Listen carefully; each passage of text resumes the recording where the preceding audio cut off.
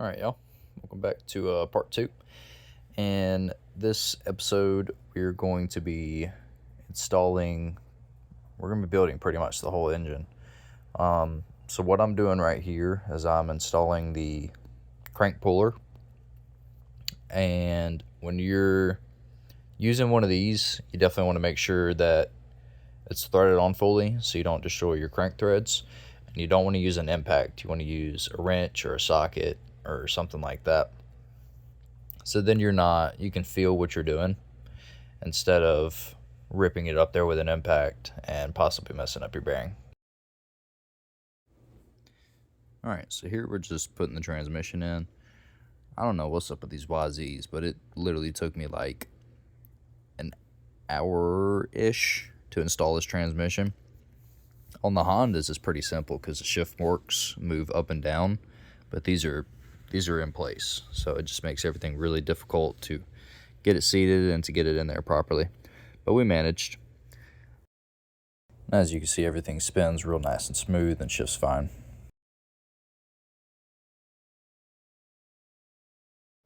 So here we're going to be applying Gamma Bond 4 to the middle of the cases.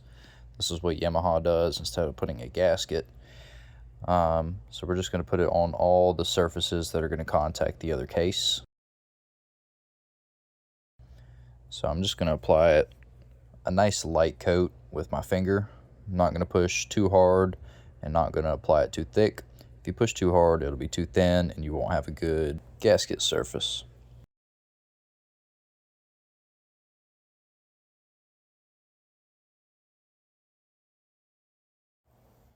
Alright, I'm putting these cases together. Literally, it took me like 2 hours. Well, it wasn't that long. It was probably about 30 minutes. But it took me longer than it's ever taken me on any other motor. I don't know what it was. I think these cases are from 2 different year models or something, but the 2 dials would not fit together. Like it literally would not line up at all. So I had to take one of the dials out and then just use one dial, and then it lined up.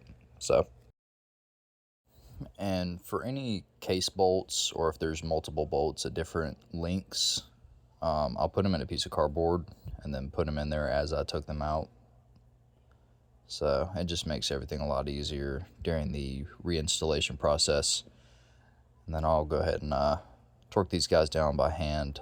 I think they go to 7.2 foot-pounds also. I'm not too sure. You have to check your service manual.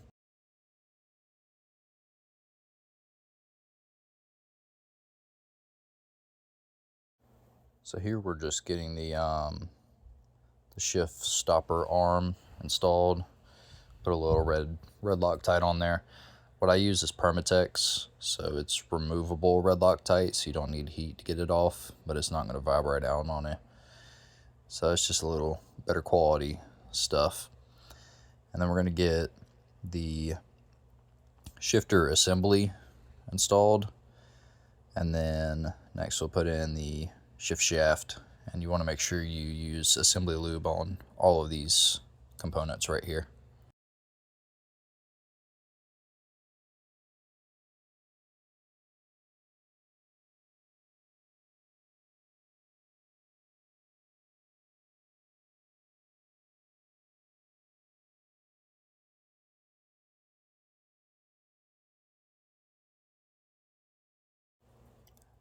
And then here I'm just going to be verifying that everything shifts properly. It's kind of difficult to do this without the clutch basket and everything installed. It just makes shifting a little wonky. But I was able to go through all the gears and verified everything works there.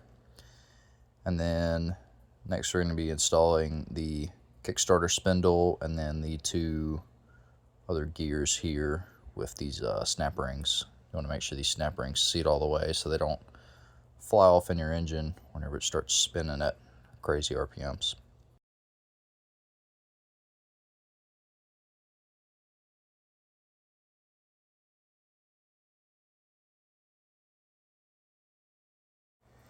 And when reusing old lock washers, sometimes they can snap off and break the little tabs.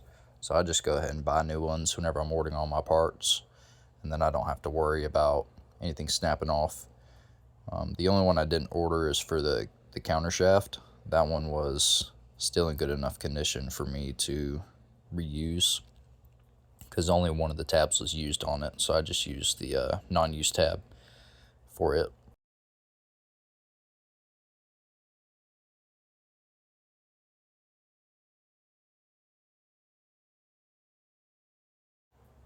And right here I actually make a pretty vital mistake. Let me know if you guys can catch it in the comments, but I'll make a YouTube short or a TikTok short, probably both, showing my mistake and correcting it.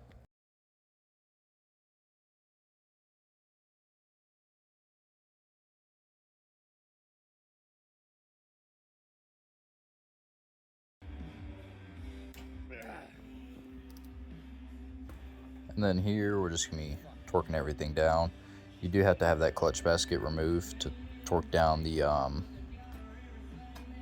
crank bolt and the countershaft bolt. So next I'll be torquing down the clutch basket bolt itself.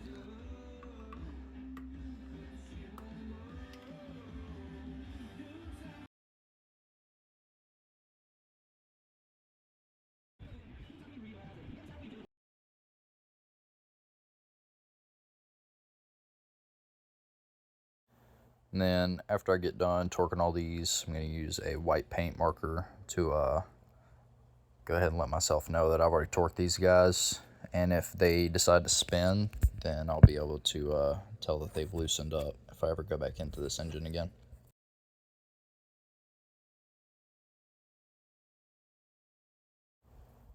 And then here I'm just going to be taking the new plates and dumping them in some Lucas 10W40 wet clutch oil. And I'm going to leave that, let that soak all night. And then I'll come back in the morning and get those installed.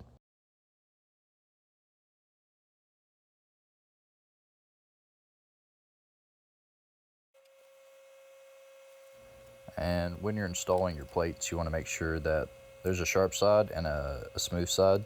I always do sharp side towards the transmission, and make sure they're all facing the same way, or you're going to have uneven clutch wear.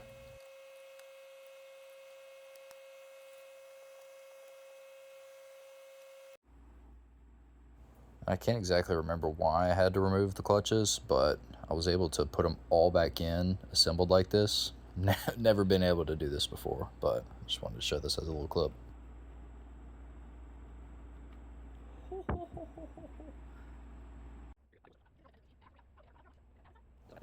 And then here, of course, just bending the locking tabs down. And I'll only bend one, and then I'll save the other one for next time, or if I have to remove these ever again, then I have another tab to use.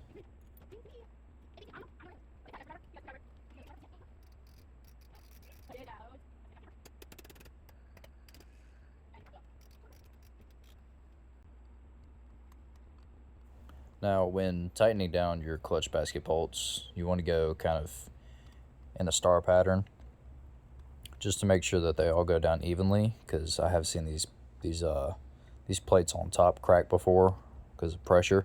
Same thing whenever you're taking them off. You want to make sure they're all evenly distributing the pressure whenever you're taking it off, so it's not just one of the screws holding down all the pressure. And then these are going to get torqued down. And as we can see here, everything spins real nice and smooth.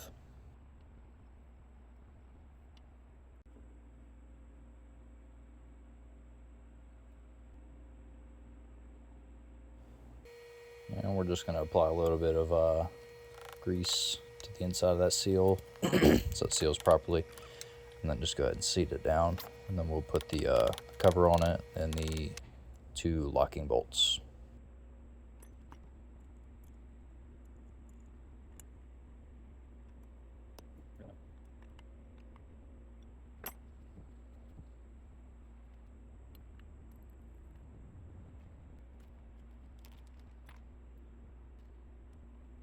I went ahead and torqued this guy down, put the white paint on there, and then bent the locking tab down. And we'll get the timing chain installed, and then the tensioner. Put some blue Loctite on these bolts right here, and go ahead and get those guys nice and tight.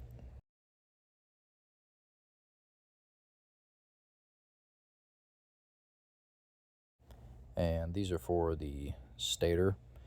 You want to make sure you don't use red Loctite on these, because these are those torque bolts or screws, and these strip out pretty easily.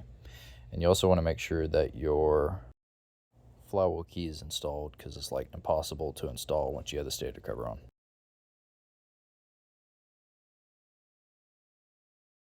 Just putting a little bit of gasket maker on there to make sure this seals properly.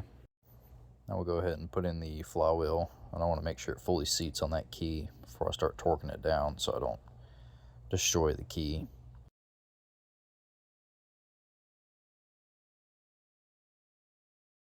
These dowels on here were kind of wrecked. Probably should order some new ones, but made it work.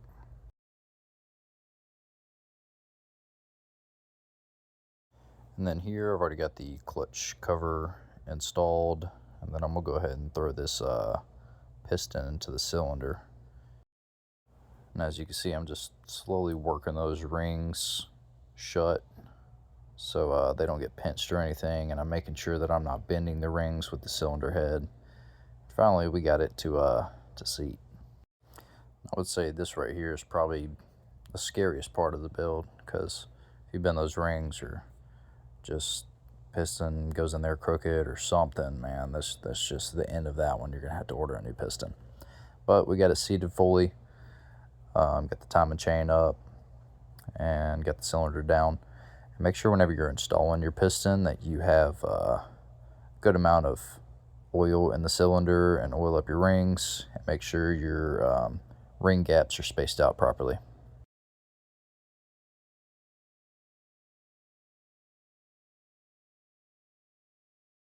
I don't know why I didn't record putting on the head, but we got the head installed and the head gasket on there, and now we're just going in a cross pattern, torquing the head bolts down.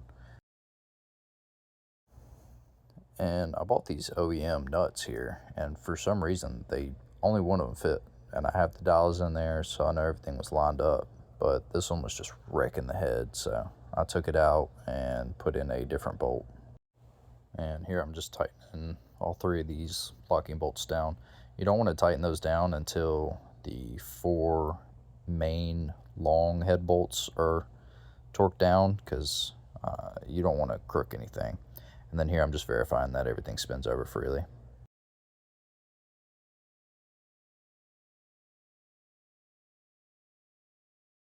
So now we're getting the cams installed, and I just had to remove this tensioner because there was too much tension on it, and trying to get everything at top dead center here and lined up. And then it's time to spend 2 hours doing shims. And here's the painstaking process of wiggling the engine into the these little tiny frames. Normally I like to just build the bottom end and then build the top end in the frame, but these 4 strokes are just so tight, it's near impossible to wiggle them in there, or to do all the work that you got to do on that top end, replace all the shims. It's just a pain. I like to do it out of the engine. But we got all the shims done, so everything's timed, shims are good. And then here we're just throwing in all the engine mounts, and go ahead and torquing those down, making sure they're tight so the engine don't fall out of this damn thing whenever it's good and running.